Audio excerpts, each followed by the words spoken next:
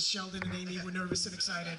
I love that parallelity. That was I was watching it happen with Steve. Like, we had this advent calendar in the room that was counting down to the movie. It's a Lego advent calendar. It's a Lego Star Wars. For Star Wars. Yeah, and we repurposed it to count down instead of to Christmas, to the Star Wars release. And Steve was in charge of putting the little Legos together, and you watch him he was nervous, he was excited. It was like his wedding day. He was just like, oh my gosh, like, what if it's bad? But it's not gonna be bad. It's not gonna be bad. It couldn't possibly. JJ wouldn't do that to us. Like, it was just, he had all the spectrum of emotions. So it was all happening in the room too. So I love this idea that you might not know when the episode's gonna happen or how it's gonna play out, but you early on understand the restrictions that you want to put on it.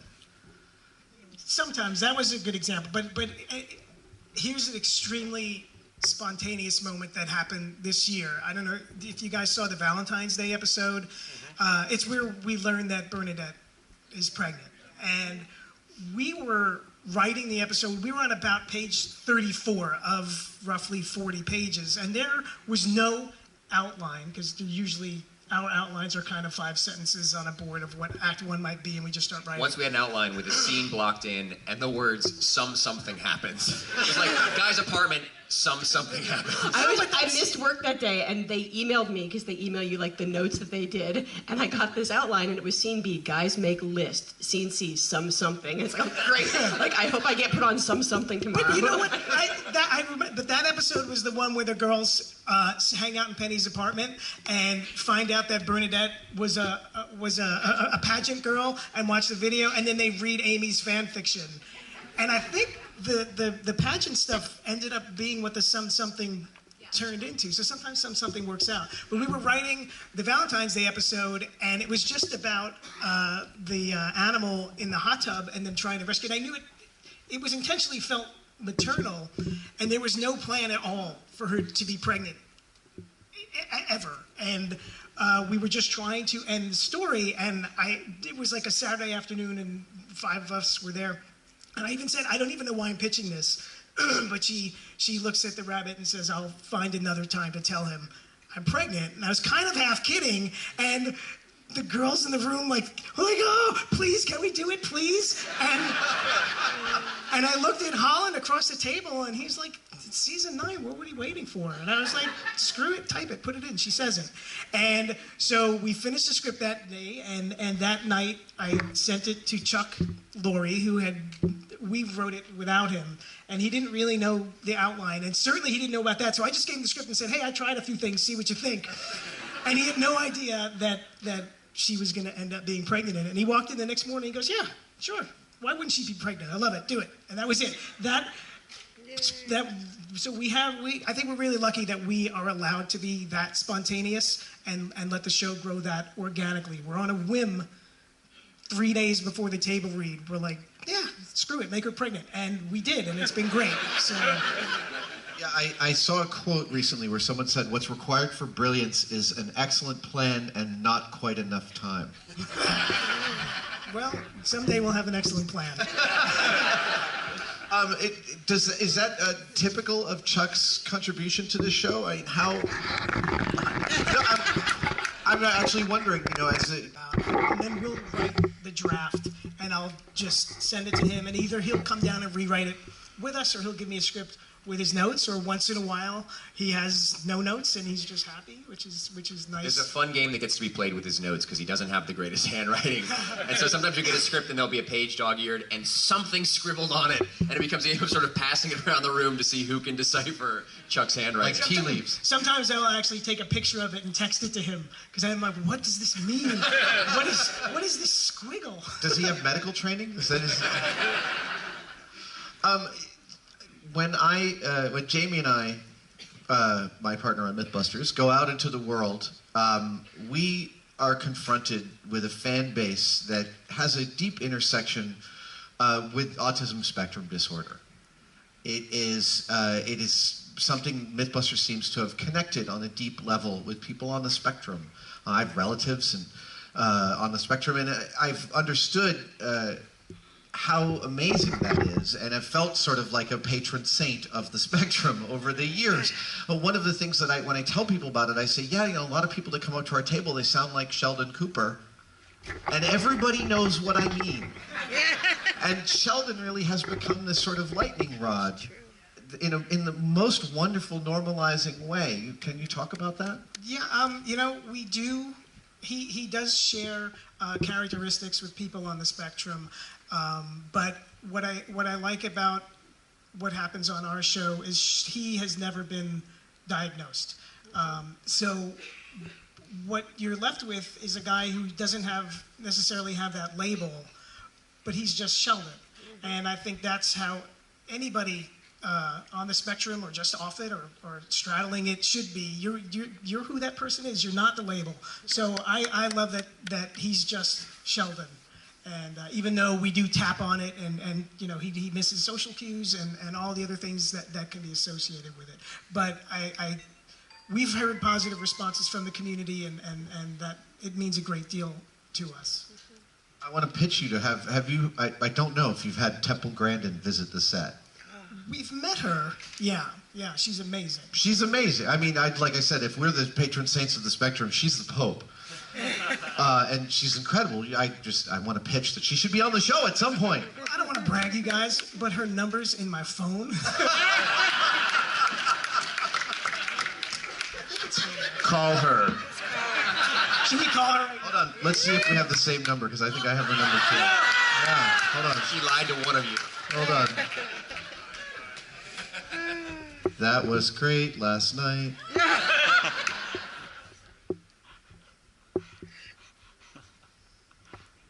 Yep. No, different numbers. That hussy. Here we go. Let's both call and see which person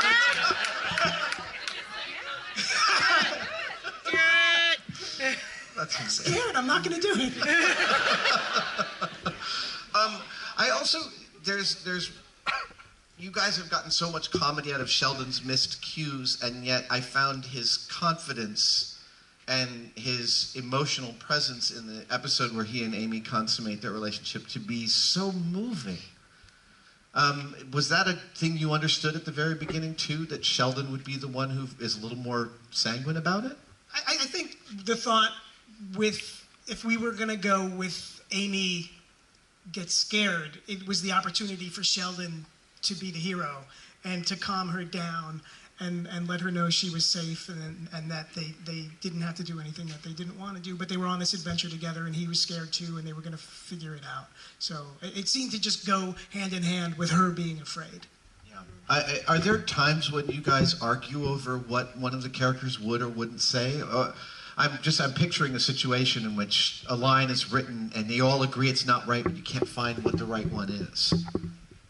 I think less over specific lines, and the arguments more come on bigger picture things. Like early on, how does Sheldon feel about Amy? Like in their relationship, season 3 or season 4, when they were first getting started, there was a lot of discussion about whether she was just another friend or whether he felt different to him than the other characters. But I think tensions tend to rise in the writers' room when we're having big moments, like in the Wine Train Valentine's Day episode where Sheldon kisses Amy, like their first passionate kiss, or Leonard and Penny's first I love you. Anytime there's a lot at stake for the characters, our amount of caring goes up. So I wouldn't call it fighting, but you can feel the tension between us because we just desperately want to get it right. And, You want to get it and do honor to these characters. Yeah. And consequently, I would imagine that when the right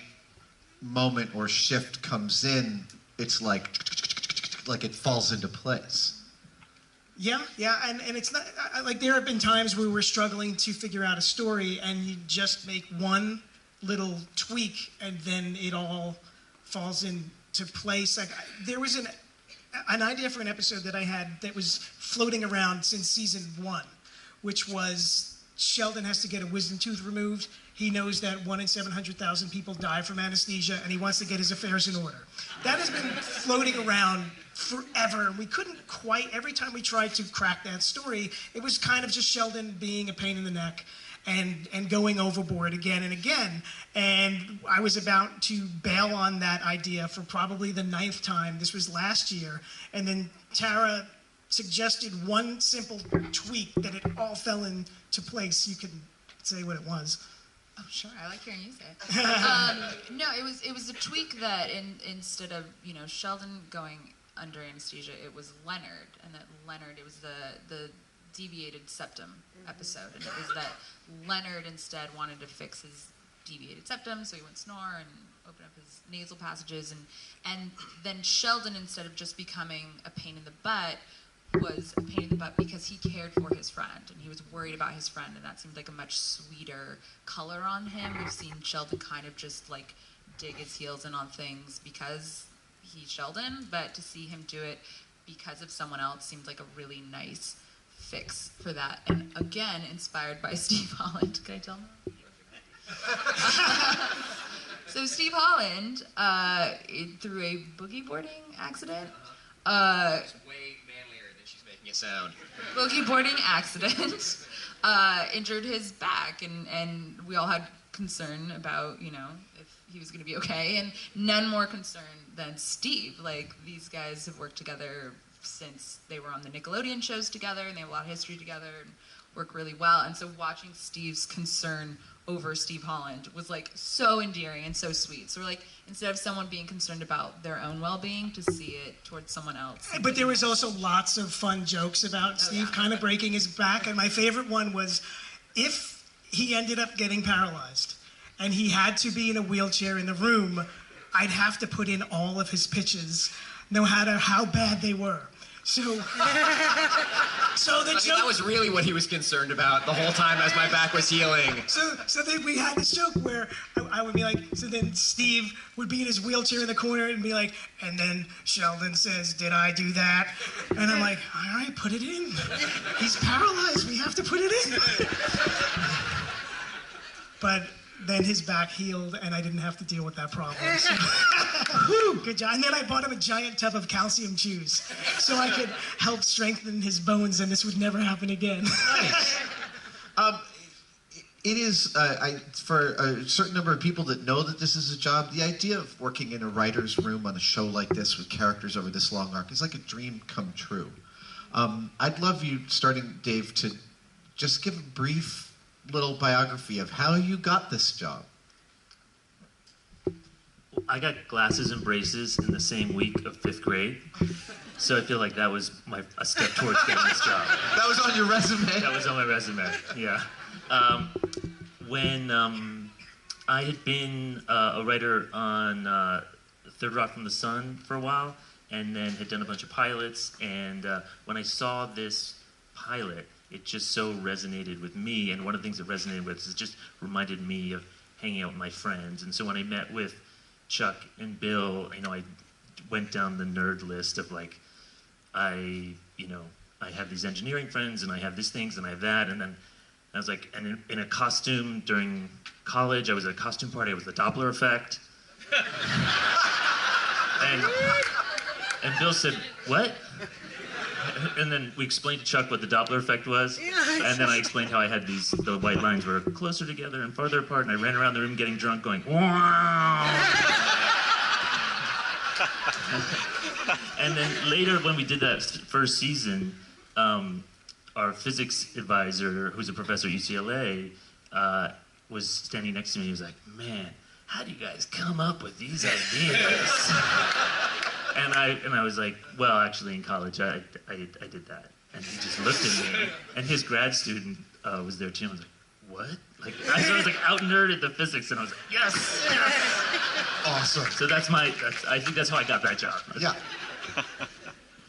I just had a really magic interview. Like, I didn't have a ton of credits. I had just started writing a couple years ago, and I went in and I told them the story about how for my anniversary I had wanted my husband to get me a Phantom Blade in World of Warcraft, and instead he had gotten me like a Nalgene in real life. And what a big fight that was, because I wanted an in-game present, and I had gotten him an in-game present that I spent a lot of time putting together on the auction house.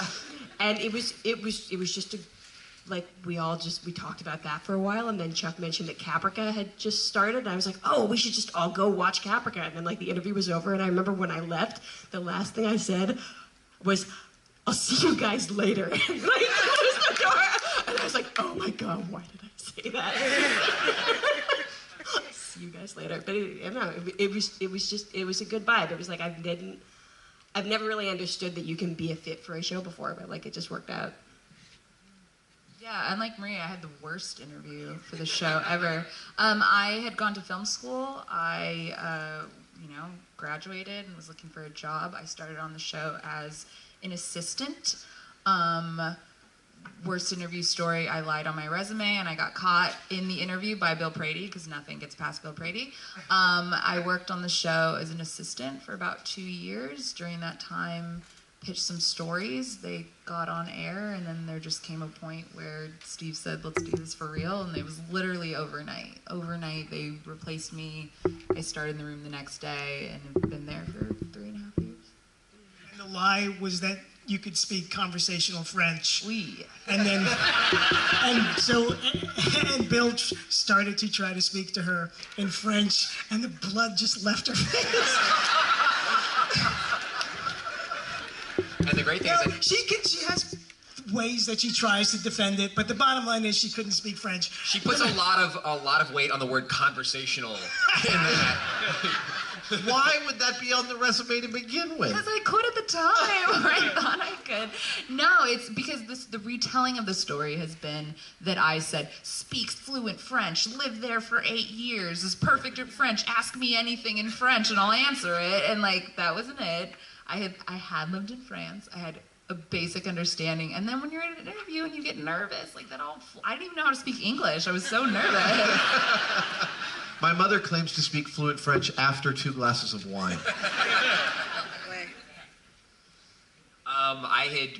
I'd started off at Nickelodeon actually when in Florida, so like Nickelodeon in the 90s, all that, Keenan and Kel, and then moved out here, Drake and Josh. So Steve and I had started working together years and years ago at Nickelodeon, and we're friends, and we just sort of had gone. In fact, I remember we were working on a show when you were staffing that year, and I remember watching the We Big were Bang working pilot. on the first season of iCarly, and we were in the iCarly's writer's room, and I showed those guys the Big Bang pilot, because I had been offered 2 different shows that year, and I wasn't sure which one to take, and we watched them both. I was like, I don't know, what do you guys think of this show? And it was the Big Bang pilot.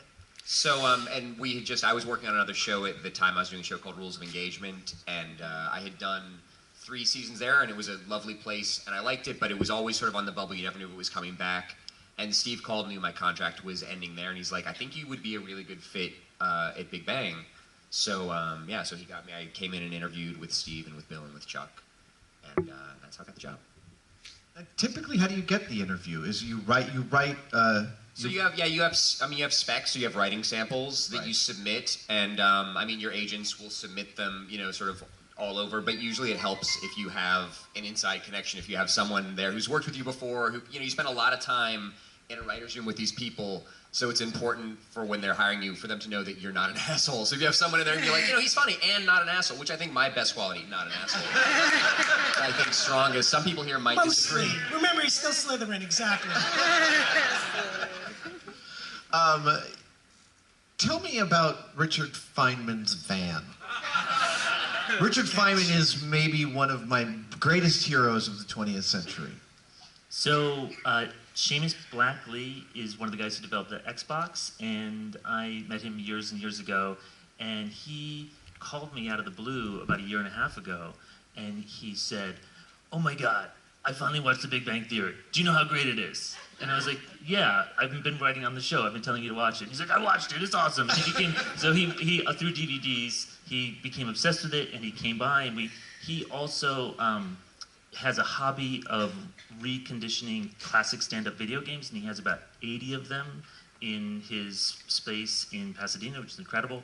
So we all went up there and had a party, and then we also saw that in the back is the Feynman van. And so Richard Feynman... The real thing. The real van. thing. Wow. And so Seamus is a physicist, and he had that van, after Feynman's death, had been kind of passed around to other physicists. They didn't want to get rid of it, but it's not like a museum wants to take that place. So everyone saw it, and it was really cool. And as you know from the episode, Feynman, he took the van down to Long Beach and had pinstripers like paint, his diagrams on it. And I guess he would also drive that van down to his place in Mexico. And he bought that place in Mexico with money from the Nobel Prize.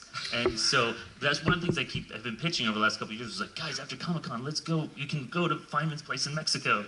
And the guys never got there, and we have never gotten there. So because people became aware, it seemed like a cool thing the guys would like, and that was, like Steve was saying, it's one of those stories that percolates. Like you don't know how it's gonna work out. And then at some point the idea of let's take the van to Mexico and then let's blow it up. And so The real van, we did not destroy the real van. Okay. A duplicate was made, although Feynman's daughter watched, even though she knew it was a duplicate on fire, I still had a visceral reaction to it. Sure. I think she said she had learned to drive on that van. So we actually use the actual Feynman van as in the episode, and it's just the duplicate that's on fire at the end. That must have been thrilling to have it on the set.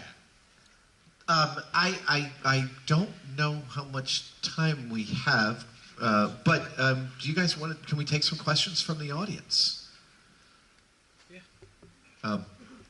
Yes, sir. Stand up.